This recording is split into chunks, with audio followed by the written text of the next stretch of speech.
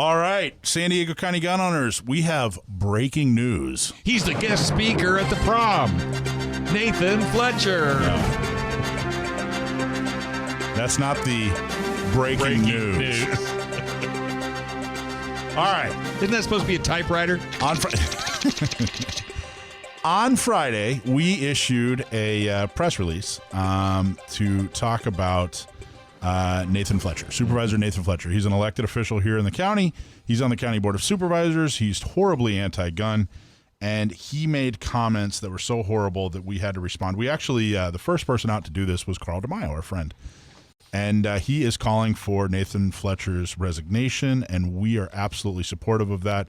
And we are being followed by a number of elected officials. Fletcher's comments made to the California Democratic Party supporters called the more than 1 million Californians who've signed the petition to recall Governor Newsom, quote, Trump-inspired conspiracy theorists. In addition, Fletcher said Californians leading the recall efforts, quote, are linked and associate with neo-Nazis, with white supremacists, with right-wing militia groups. In a tape recording, Fletcher said the following, but these same extremists, these same Trump-inspired conspiracy theorists are now seeking to undermine our democracy in California. They're involved in recall elections against our governor, Gavin Newsom, the recall effort across our state. There is substantial evidence that those who are leading this recall effort are linked and associated with neo-Nazis, with white supremacists, with right-wing militia groups. We cannot stand for this here. So on behalf of all our members, San Diego County gun owners, our board, and our employees, San Diego County gun owners PAC condemns Supervisor Fletcher's hateful, divisive rhetoric. It's beyond words to describe how we feel hearing an elected official condemn Californians who are participating in the democratic process, a recall process laid out clearly in our California Constitution.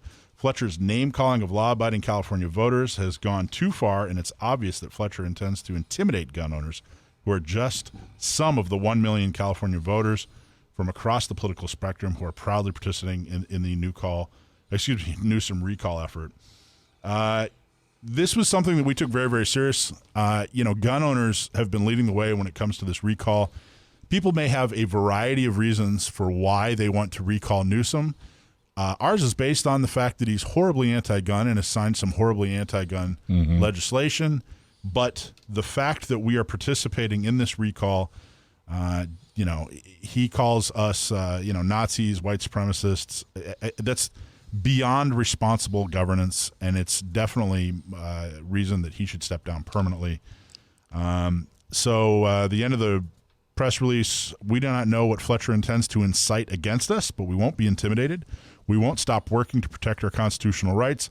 We won't sit silently while irresponsible elected officials fan the flames of hate with harmful rhetoric. We will continue to work within the peaceful, constitutional, political system to protect our civil rights. For the good of the voters in San Diego, Nathan Fletcher, step down from your office. So when he called you back, what was his comment?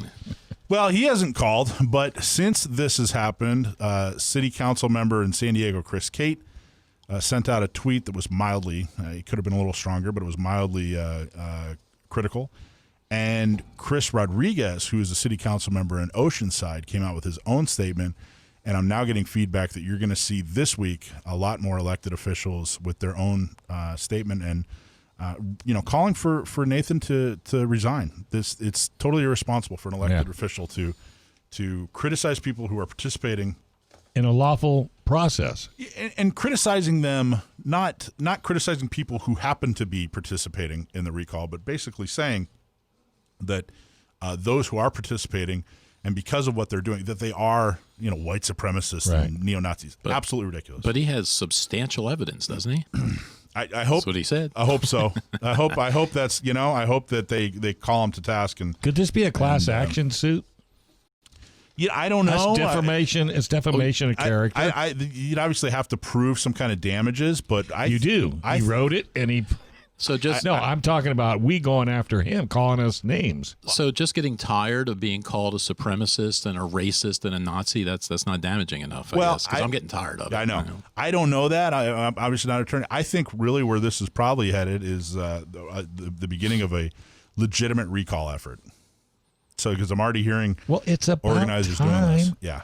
How long have we let California run the way it's run? I mean, we need, and the biggest problem with the right is that we just, don't say anything. It's the way it is. Oh, well. You're exactly right. And people just kind of let this slide. You can't do that. Can't do that anymore. So, it's time for us to stand up and fight.